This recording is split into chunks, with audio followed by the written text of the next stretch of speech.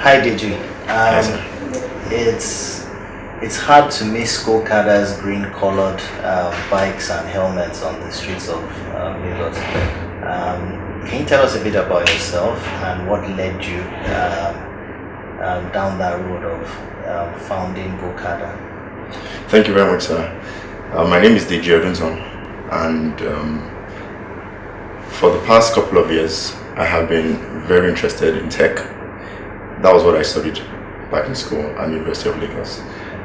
Once I graduated, I really wanted to push that passion, and then for the next few years, about 3 to 4 years, I worked in the tech sector, but doing more financial banking applications. So I worked in a bank, and then at that time, I knew that I wanted to start a business, but I wasn't too sure of how best to start it.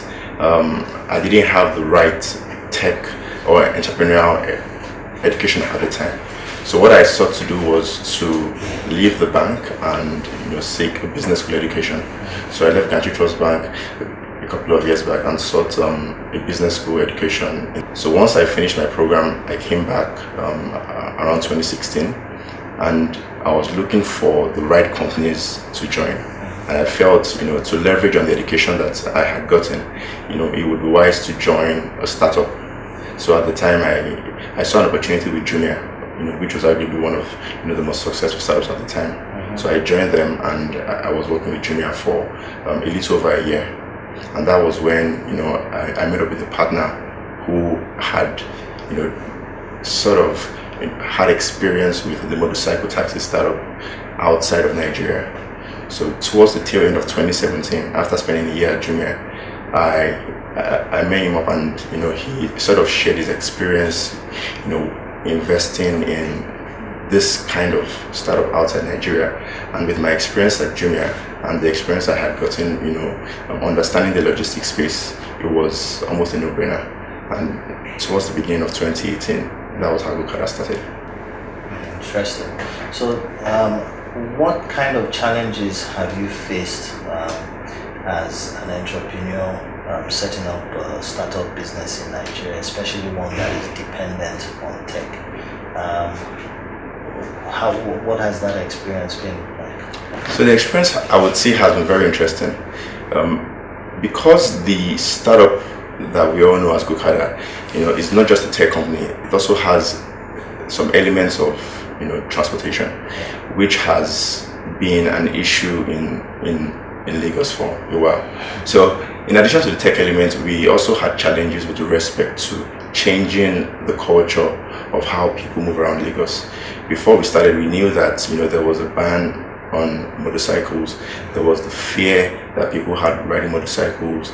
There were the accidents and all those things. So that was one of the issues that we knew that we would face going into this business. And one of the ways we solved that was to prioritize our branding. So branding for us meant, we enforced the usage of helmets. We enforced the use of disposable hairnets. We branded our bikes. We branded the clothes that the drivers would wear. We gave the drivers comprehensive insurance, health insurance. So all those things were to help reinforce the brand and sort of eliminate fear in the hearts of consumers. Another challenge we faced was the issue of financing. Because there was an existing ban on traditional motorcycles, we had to finance these new bikes. We had to basically create the supply because it was non-existent.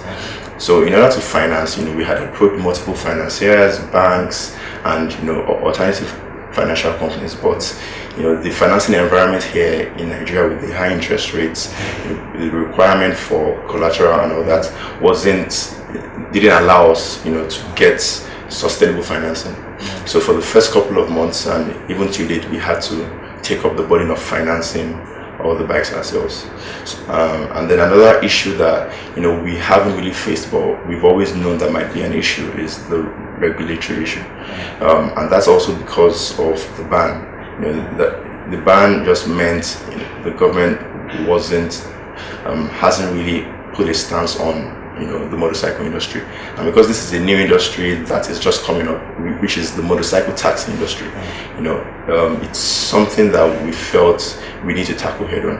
So I would say those are three challenges that we faced. One was, as I mentioned, the culture change. The second one was the financing that we had to do, and the third, I would say, regulatory. Okay, so just some issues that have arisen from the answers you gave. First of all, do you have some kind of special training that you give to the riders of your bikes to enhance safety? Secondly, on the issue of financing, did the ban on motorbikes have any impact on that ability or inability to raise financing? And then more importantly, have you navigated the whole issue of the ban by the government and the regulation that doesn't seem to be favorable to you at the moment? Okay, so for the first question, I would say how we recruit our drivers and how we enforce safety. I think first things first, because the kinds of drivers we even recruit, are drivers who have had some sort of experience riding motorcycles. We typically go for drivers who have worked for one logistics company in the past. So because you have worked for an organization, you are able to relate with customers, you are able to relate with an organization, you are able to adhere to rules and regulations, and you have some sort of skill. And because you're able to ride a bike that has a cabin on it, you should also be able to ride a bike with a customer. So that's like an entry requirement. So that sort of raises the bar for the drivers we have. In addition to that, we also see that because we have pulled some external factors, we ask for guarantor checks for the drivers. Each driver gives us 2 guarantors. We provide them with health insurance and comprehensive insurance.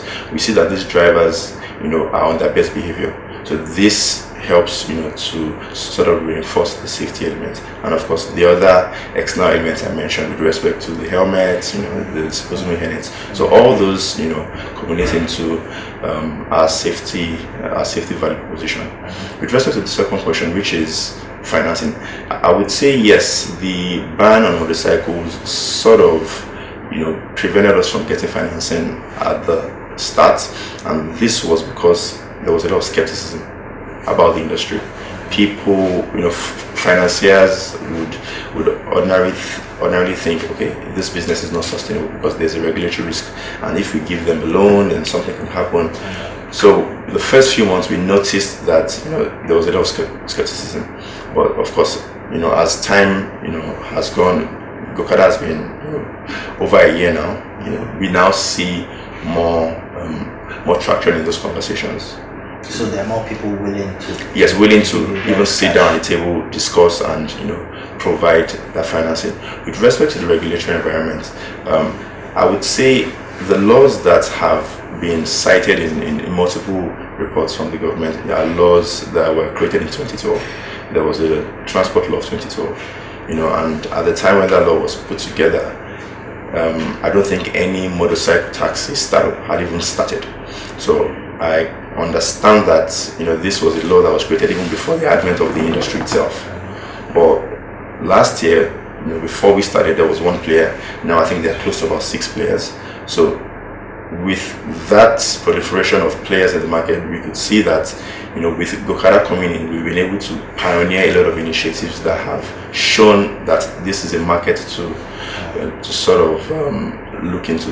So while it might be, while regulatory risk might be something that people might think is an issue now, I strongly believe going forward, the government will be willing to look into how to basically create policies to grow the industry. So you don't see the regulatory challenges as an insurmountable obstacle? No, I don't, and that's because it's of my opinion that the ban was created or was done primarily because of issues that we have solved. So because those issues are not there, our drivers don't steal, our drivers don't rob people, our drivers can be found. We know their addresses, we know their guarantors. If there's any accident, there's comprehensive insurance. Our accident rate was less than 0.01 last year. So those issues that necessitated the ban, we have actively tried to resolve them in our first year. So again, I strongly, believe that going forward, it wouldn't be so much of an issue. Okay. So back to this issue of the regulatory challenges. Has there been any effort on the part of Gokada on its own, or maybe together with other industry players, to actually engage with the regulator?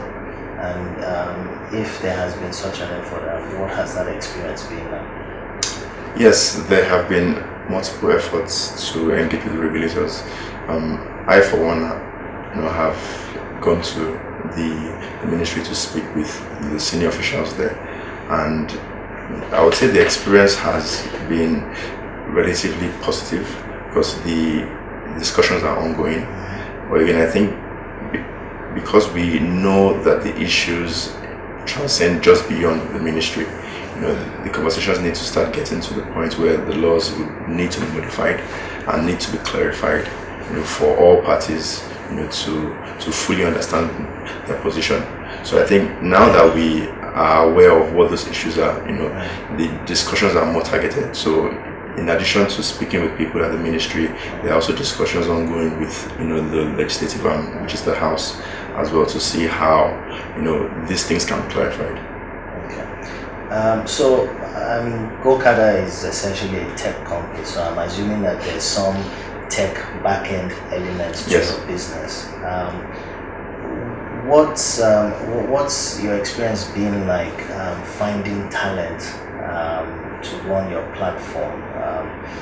Do you think that there's sufficient talent in Nigeria, or do you think that there's still a lot that needs to be done in that regard? So I would say there is talent in Nigeria, and the industry is growing. We had our tech in-sourced before. We had developers working in-house, but a couple of months ago we decided to outsource the tech. But that was not because of the inadequacies with the skill level of the developers here, but more of how the speed at which our business model was growing. We were looking to outsource it so that we are able to scale the team as fast as the product is growing. So yes, I would say there's enough scale in Nigeria, and it's definitely growing. Okay. With the benefit of hindsight, you said Gokada has been in operation for a year now. For a little over a year, yes. A little over a year. What would you do differently? So two things that come to my mind. One is more focus on the team, ensuring that the people around you, both staff and service providers, are the best. That way, that everyone that is building this business with you, is the best, or is operating at their best capacity, and then you can be rest assured that if you are strong as your weakest link, your weakest link is also very strong. So essentially getting the right kind of manpower. Yes, getting the right kind of manpower, across the team and service providers. The second would be processes. Processes, because there is the notion for startups to move pretty fast and sort of deprioritize processes and corporate governance. But I think there's a thin line. There's a thin line between processes and speed. And if I could start it again, I would definitely find that balance. It's interesting you say that, because yes, there's this view out there that when you're a startup, you need to do things at breakneck speed, and there isn't enough time for you to worry about compliance and corporate governance and putting processes in place. So it's really interesting to hear that you are saying that that's very important, or you do it differently. Lastly, if I was an entrepreneur and I was looking to start a tech business in Nigeria, what would your advice be to me? Should I bother? If your advice is that I should bother, then what kind of things should I be looking out for? I would say definitely go for it. And that's because the upsides to starting a business in Nigeria are huge. If you succeed, the upsides are huge. If you fail, the upsides are huge, because you learn what you would ordinarily not learn in any other scenario. So definitely go for it. With respect to what to look out for, there's really no hard and fast rule, because all the books that they say you need to read, when it comes to the application of things, you throw those things out. But I would say the basics, what the entrepreneurial schools will teach, the basics, finding the right team, understanding the market, knowing the right problem you are solving, and once you find that problem, knowing what the solution is. Those basics, once you figure it out, it would be pretty easy to start from where you are, and before you know it, you'll be where you want to be. I like that parting shot, basically saying that even your failures are an upside, because you learn from it. Well, thank you very much. Thank you very much, for sir. taking the time out to talk to us. It's a pleasure.